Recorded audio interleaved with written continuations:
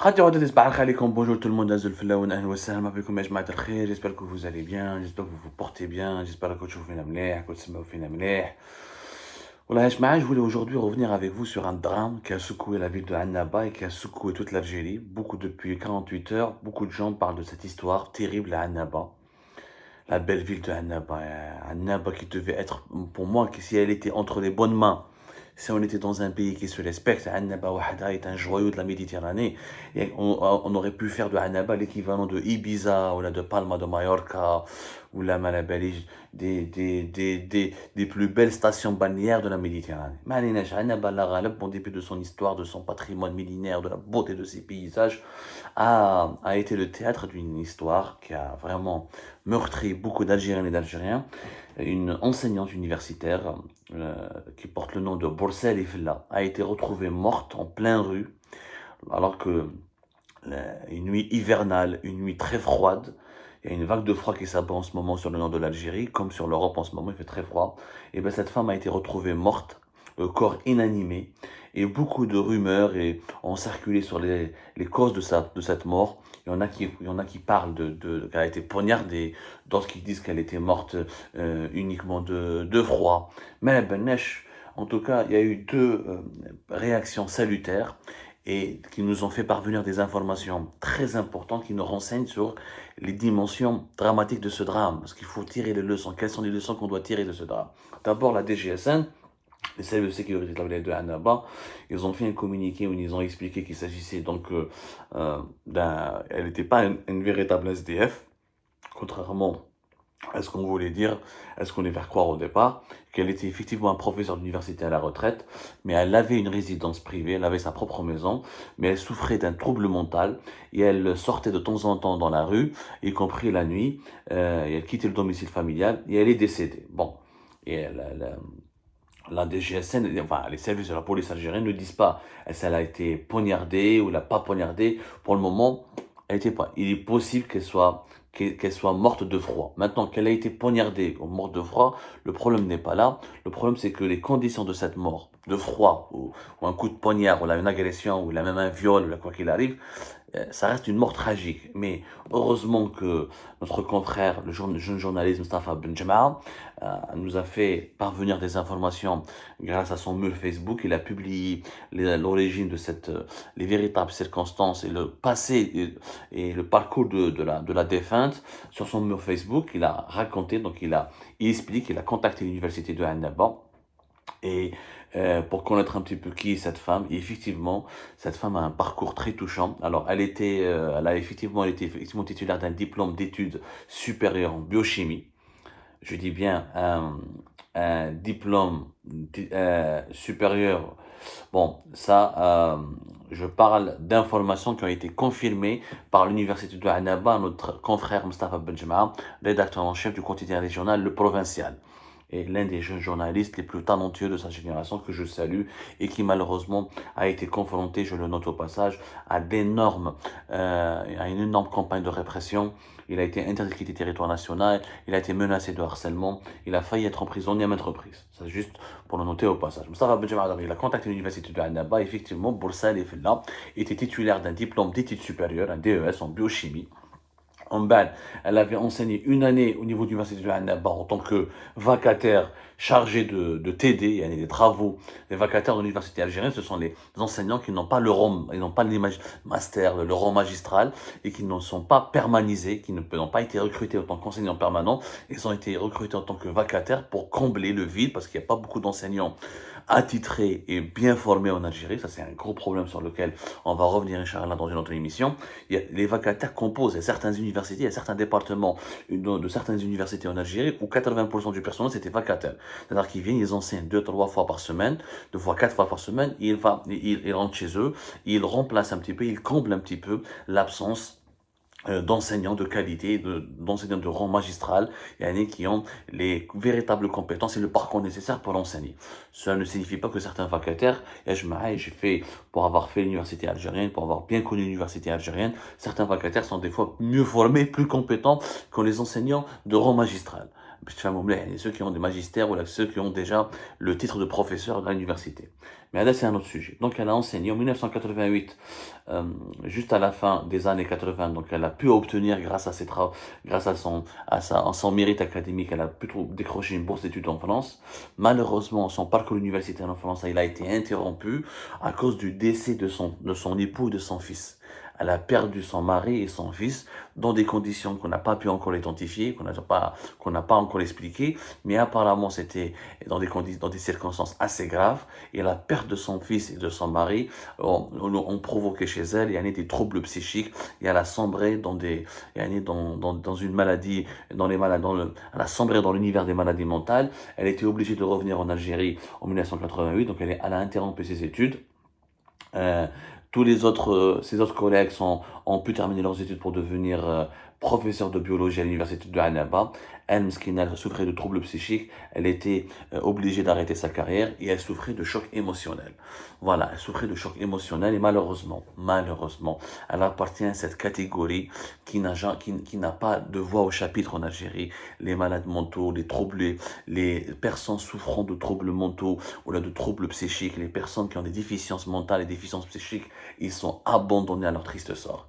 On a l'exemple d'une femme brillante qui aurait pu percer dans sa vie, qui aurait pu devenir une grande universitaire. Malheureusement, un incident dans la vie, un choc émotionnel survenu après la perte après le décès de son mari, de son fils, ont complètement bousillé sa vie et elle s'est retrouvée donc à la maison, femme au foyer, dans un domicile privé, entourée de ses proches, mais voilà, elle a vieilli, elle a commencé donc, sa maladie n'a jamais été prise en charge, ni bien traitée, et elle a commencé à faire de temps en temps, elle fuguait de chez elle pour se retrouver dans la rue, et lors d'une nuit hivernale, ça s'est passé, je crois, le 23 ou le 22 janvier. Cette photo qui circule sur les réseaux sociaux, vous l'avez tous vu, je crois, où des pompiers qui essayent de trouver un corps gisant sur le sol, sur une route, et essaient de le couvrir, et ça a choqué pas mal d'internautes algériens, pas mal, notamment la population de Annaba, le corps frêle d'une femme comme ça, d'un certain âge, et gisant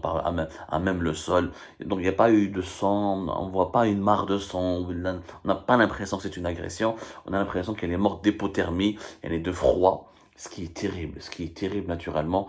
Et ça a relancé le débat sur la question de la prise en charge, comment on appelle ça, sur la question de la prise en charge des SDF. En réalité, elle n'est pas réellement SDF, c'est encore pire.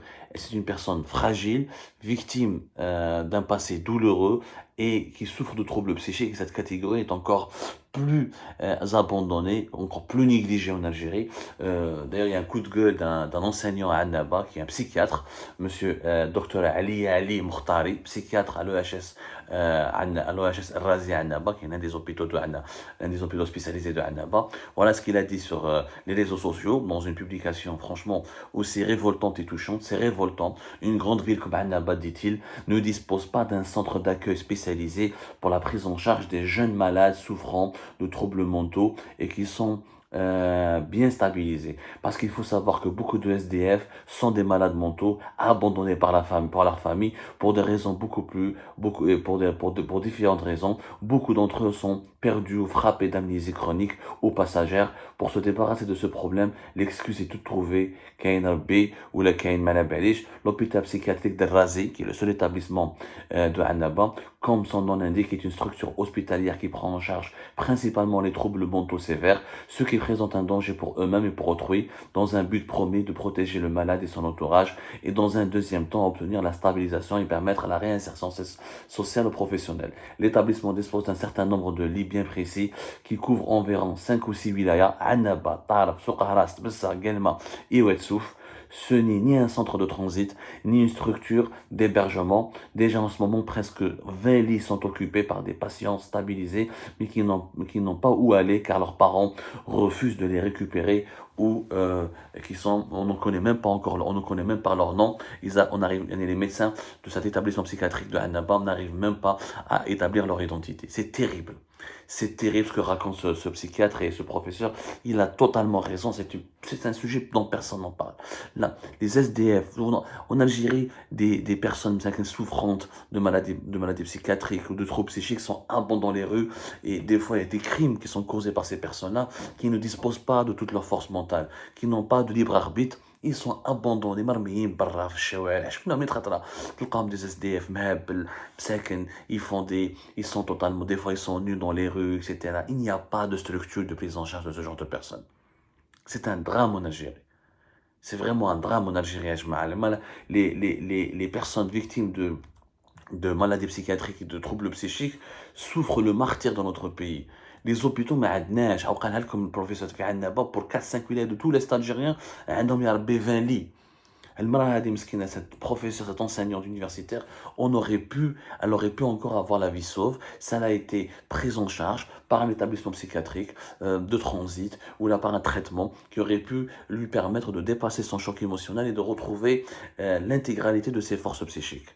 Mais malheureusement, cette catégorie de la population algérienne, elle est abandonnée. En Algérie, on a été les seuls, je crois, médias à en avoir parlé récemment sur la problématique des prises en charge des maladies psychiatriques et des troubles psychiques. L'Algérie est un pays, notamment durant la décennie noire, a connu des traumatismes inédits et sans précédent. Des générations entières d'Algériens qui ont connu la guerre civile, qui ont connu la lutte, les dégâts de la lutte contre le terrorisme. Ils ont survécu à la décennie noire avec des troubles, avec des stress, des syndromes de stress traumatique, avec des maladies psychiques. Certains ont sombré dans le délire, dans la schizophrénie ou la psychose. Mais malheureusement, des milliers d'Algériens n'ont jamais été soignés, écoutés, suivis psychologiquement ou la pris en charge. Ce qui a généré malheureusement des fléaux sociaux. Ensuite, les personnes fragiles atteintes de maladies psychiques sombrent dans la délinquance, sombrent dans la folie tout pure.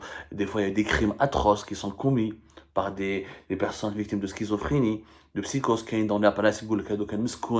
des gens qui sont possédés, ni possession, ni démons, ni djinns. C'est des maladies psychiatriques.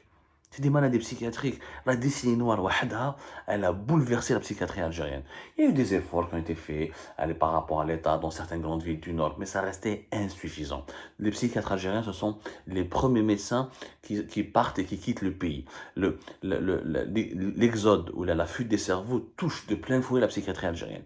Très peu d'hôpitaux, des hôpitaux mal structurés, déstructurés, mal équipés, nombre de médecins insuffisants. En plus, il y a le tabou autour de ces maladies psychiques. Beaucoup de familles, il a raison le professeur de Annaba, en le disant, il jette dans les rues, Dr Ali Mokhtar, il jette dans les rues des personnes fragiles comme ça, il les rejette parce que personne ne veut, parce que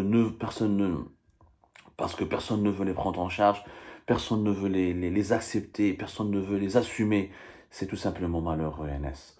C'est vraiment malheureux et c'est tragique. L'histoire de cette enseignante illustre en tout cas la négligence de l'État, l'abandon pur et simple de la part de l'État, dont sont victimes de la part de l'État ces personnes fragiles qui souffrent de troubles psychiques, qui sont les oubliés, les parias de la société algérienne. Mourir de froid pour une femme qui aurait pu être une grande universitaire spécialisée en biologie ou en biochimie et qui aurait pu contribuer au développement du pays, mais que personne n'a pu la sauver, Mskina, parce qu'elle n'a pas pu être soignée, personne n'a pu l'écouter, personne n'a pu la soulager de sa détresse parce qu'elle était seule face à cette détresse qui a fini par la tuer, par l'obliger de sortir de chez elle au cours d'une nuit hivernale d'un froid glacial et visiblement elle serait morte d'hypothermie. C'est malheureux, c'est tragique, mais il faudrait que cette tragédie qui a ému toutes les Algériennes et les Algériens, tous les Algériens, devrait nous inciter à réfléchir sur un nouveau dispositif et un débat national autour d'un dispositif urgent de prise en charge des personnes souffrantes, fragiles, de malades psychiques et de troubles psychiques et psychiatriques.